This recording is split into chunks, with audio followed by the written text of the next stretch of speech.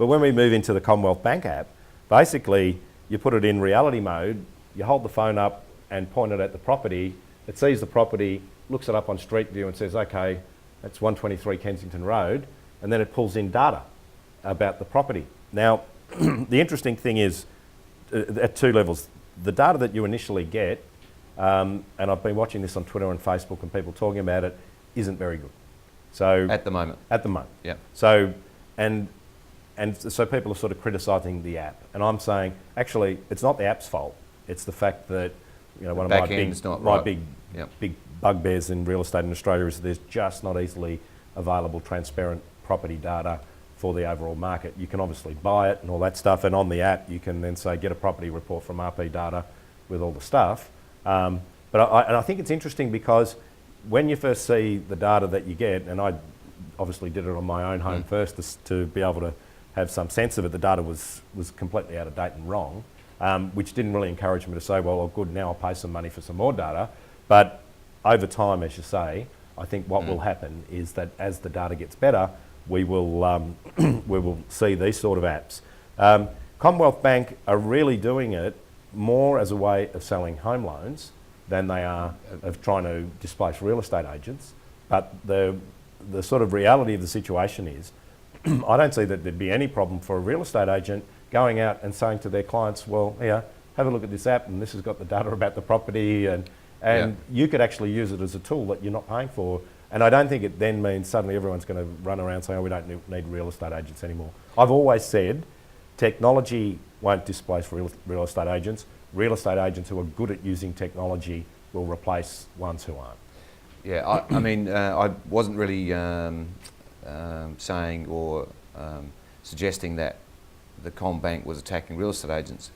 What I really meant was the rules of engagement, the whole value chain is changing, because the real estate agent traditionally used to supply all of that as part of his key value proposition. Yeah. Well, that's now being provided.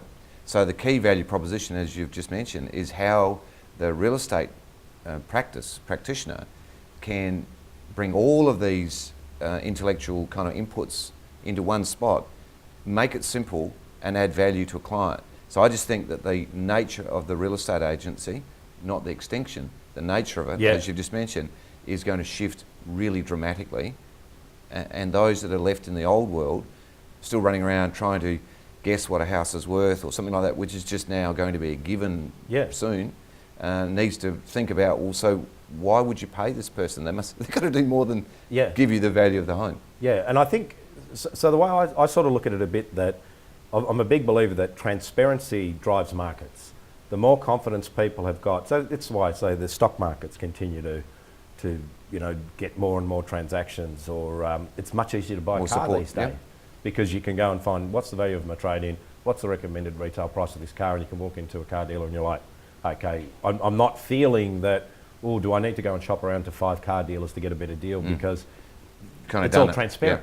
So I think it really moves much more to the, how can I introduce you to the property you want? And I've got data, and for example, I'm carrying around one of these, or even more importantly, the iPad. The iPad. Well, this Peter, is, in terms of displaying, apart from the kids and my wife, the ability to use the apps, the ability to actually use it for display purposes. I mean, all of our presentations now are starting to be moved across into these files, where we could just go in and actually show clients, information, email it to them, and just completely, and then when it gets to property, actually show beautiful photographs of properties in a size that you can really relate to. Instant. And I could imagine if you're out with a potential buyer, or even with a vendor, being able to say, well, here's some properties that we sold recently, here's the pictures, or even if you're talking to a vendor about, from a presentation point of view, you really need to do this, and here's a house that, was sort of, before we sold it, we, gave some advice to get better prices, and also to a buyer, not quite right for me, well, here's what I've got. And it just makes it so much easier for you to effectively carry your shop window in your pocket. So Peter, just a bit of a rundown on the stuff that we're doing at the moment. our iTube application, which is 10 to 12 weeks behind, but really is going to be, this is our first one, so it'll evolve from here very quickly. But look at this, just all the photographs. Yeah. You know, if you wanted to email. It's just beautiful. Yeah. And for example, with our signboards, when we designed the signboards, we had this three-dimensional barcode that we were going to use. You don't need it because this is proximity based. Yeah. If you're at the front of the board, you just put around me, it's the first one that comes up, you touch that and you're on. Yeah. It's just changing the rules completely. Yeah. And I think it actually, even looking at that app and the quality of the photos and stuff, I think it starts to say, well, if I'm presenting a property, sure, the presentation of the property's got to be great and, you know, all that sort of stuff, but, you know, real estate agents are going to have to make sure that they're good at getting photos, doing video, you know, having the right information there that makes it really easy for people to find. There's a sort of interesting scenario around, you know, the Gen Ys and all that sort of stuff where they are often, they're just so used to finding out what they want on the web, they don't make contact until late in the game. And I think that's the thing, that if you're the agent, that makes it so much easier for them to do what they want to do. And they also, it's a bit like agents talk about, you know, traditionally competing on the shop window. Well, anybody can sort of take their shop window, your shop window with them, have a look at it, and then they'll have much more confidence in dealing with those agents who present not just the physical property, but also the virtual information around the property. And then also in the same breath, they can just quickly move across and look at all the sales stats on that property through any number of sources.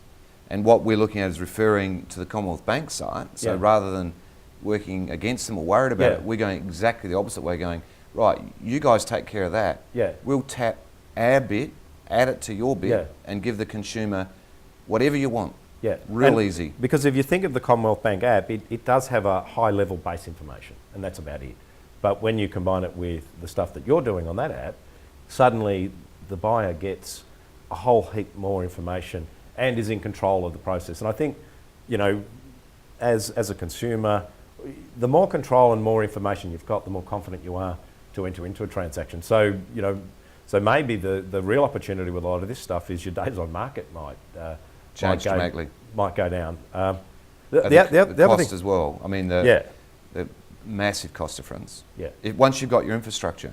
Yeah. But if you have the infrastructure, so it's upfront infrastructure, but then the ongoing running costs of putting property through that is like diminished dramatically. And you know, as you know, it's a lot cheaper than once you've set it up. You don't have like a monthly rental fee or expenses. Yeah, sure, you'll be still populating it with photos and all those sort of things, but ultimately it just gives you a real platform, and it also means that you know, as more overseas buyers look into the markets around here and all those sort of things, there it goes. It's non-stop.